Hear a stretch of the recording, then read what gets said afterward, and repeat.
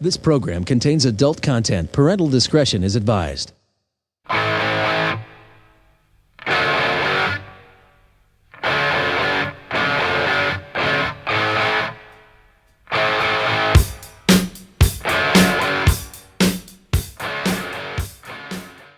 All right, everybody, welcome to Unleashed. This is Matthew Winstead talking to you right here in Strasburg, Virginia today for this first show. And I think my core audience right now listening probably already knows who I am and everything about me. But for those that don't, let me go ahead and break down a little bit of information and give you some background on myself. I'm originally from the Eastern Shore of Maryland. As a kid growing up and through my teen years, even to this day, I've always been a fan of movies, everything about film. From the time I was about maybe 4 years old, right until about 9 or 10, I would pick a character that I liked in a particular TV show or movie, and then I would stand in front of the television set and act out and quote everything that character was doing. That sort of began my love for movies. I love the fact that, you can just sit down and not close your eyes because then you're not watching the damn movie, but you can just sit down and watch the movie and escape into a whole nother world for an hour and a half, 2 hours. As a teenager, I got my dad's camera, started making movies. Nothing fancy or professional. As time went on, I would go on to get my own camera and continue making movies with my friends. I'm listed on IMDb's website with 4 movie credits. Again, nothing fancy. The last one I did, though, we did premiere in a church and donated money to a charity for childhood cancer. So that's something. Another big thing that I got into as a teenager was wrestling. Of course, it was the Steve Austins and the Rocks that brought me to the game. But once I got to know who all the players were, it was the guys like Shawn Michaels and Scott Hall, Billy Gunn. Those guys really caught my eye. All those guys are great performers and great storytellers in the ring. And as I got older, I broke out the old camera once again and started a weekly YouTube wrestling show on the trampoline. It was called Lone Wolf Wrestling. And I'll tell you this, it was trampoline, and of course it was staged and all, just like all professional wrestling is. But I couldn't be more proud of those guys. They really gave me their all every week. It lasted for 2 years, which is longer than I ever expected it to. And for weeks, we would go out there and just kick some ass. I wrestled some, but the aspect that I actually unexpectedly fell in love with was the behind-the-scenes stuff. The filming, the editing, the producing, telling the stories each and every week. That was awesome, and to this day I still miss that sometimes. I go back on YouTube and watch those videos every now and then still. But now I'm out of that extravaganza and on to a new and different endeavor. Podcast host. Here I am. I've been kicking the idea around in my head about doing a podcast for a couple years now. Thought about doing one before it became real popular, and then it started to get popular, and then I thought, well, maybe I really should do one. And then it got real popular, and everyone was doing one, and it's like, nah, I don't want to do it. Everyone's doing a podcast these days. But now, I was like, what the heck? Is just bite the bullet and do it. It's a good way to get some ideas out of my head that, I got up there, because I tell you, I got a bunch of things going on in my head at all times. And being somewhat of a loner, I don't talk about a lot of this stuff. So now here we are. So what is Unleashed? I couldn't even begin to tell you, because I have no idea what in the earth I'm doing here. I'll tell you what Unleashed is going to be.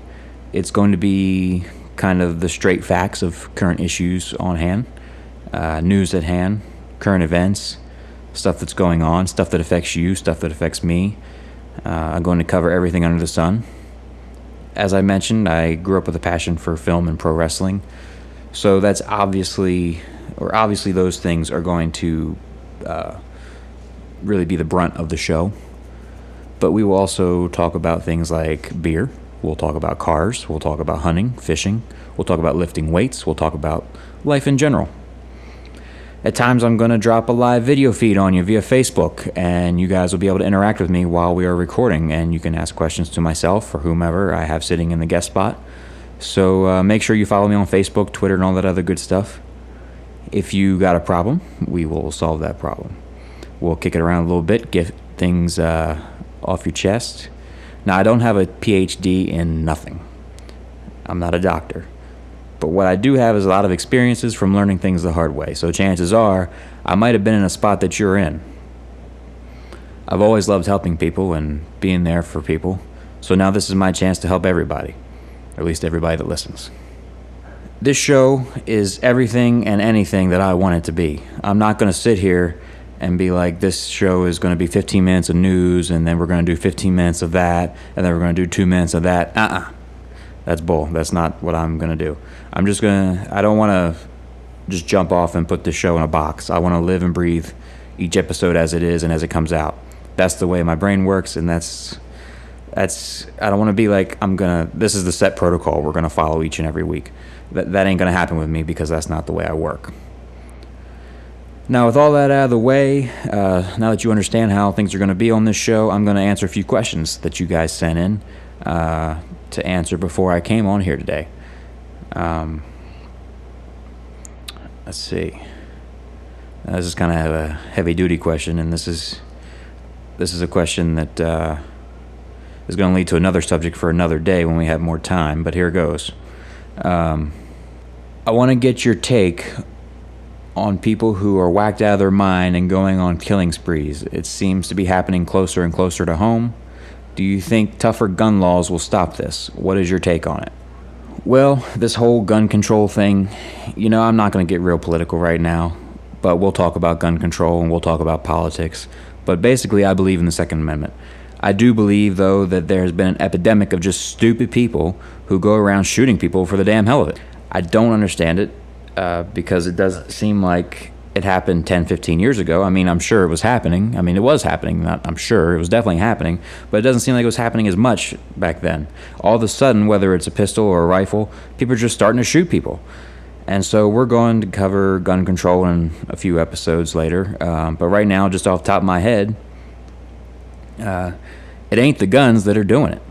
It's the idiots that have these guns. There's never any punishment for these people. I mean, half of them shoot themselves because they're cowards and take the easy way out. We're not even going to talk about Florida right now. We're not going to do it, because that's going to open up a whole other topic that we'll get to at another time. So let's take the cat who shot up that movie theater in Aurora, Colorado.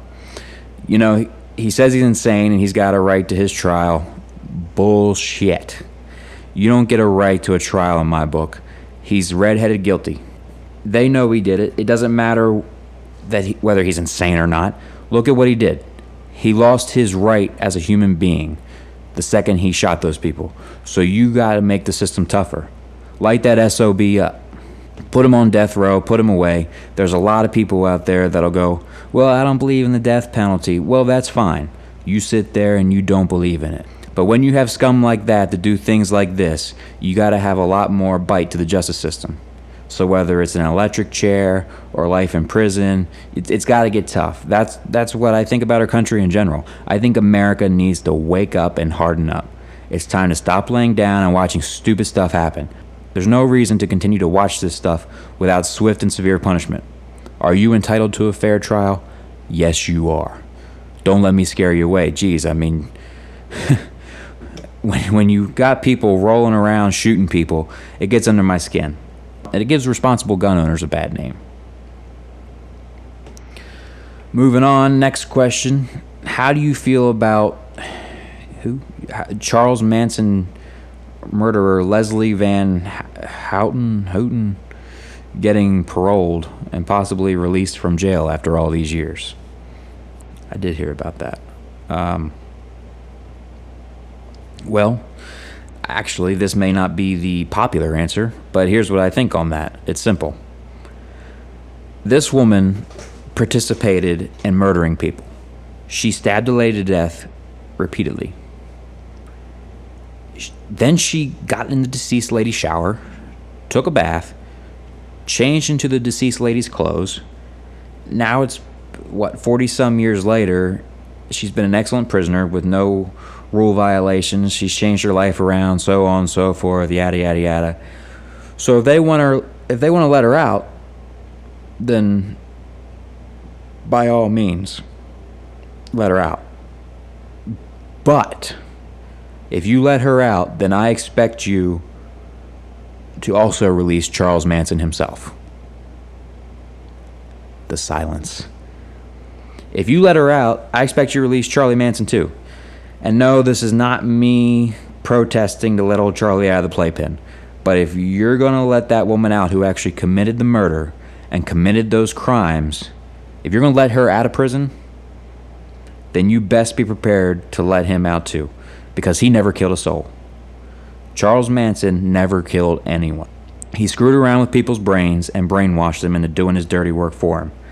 The guy's 81 years old. I don't think he's got too many good years left in the tank anyway. So I mean, do I think this Leslie chick is gonna get approved for release? She may, but I highly doubt it. Do I think she should be released? Absolutely not. That's not what I'm saying here. But what I am saying is if you release the murderer, the actual killer, the person who committed the crime, then you should release Manson himself too, because he killed nobody. And he's just as potentially dangerous as she is. In fact, her being younger and, probably can walk better than he can these days, she's more dangerous than him, really. I don't know. But I know that's all the time I got right now. We'll do this again soon. We'll answer more questions. We're going to wrap this up. Remember, send me questions, leave comments when we do the live video chats. Am I Dear Abby? No. Am I Dr. Phil? No. But I have a way of thinking that might help you out of a jam. Or, might even just be good to be someone that you can talk to get stuff off your chest. Or even talk to just about stuff going on in this crazy world we live in. So that's all I got for now. I'm going to say tune in next time. I'll be sure to post links to my social media sites, facebook.com/thelonewolf1988, Twitter handle @Matthew Winstead, Instagram @Matthew Winstead, youtube.com/Matthew Winstead. Next time, we will have a guest in the chair. We'll be doing some interviewing and talk about more stuff going on. Until then, keep it chill, everybody.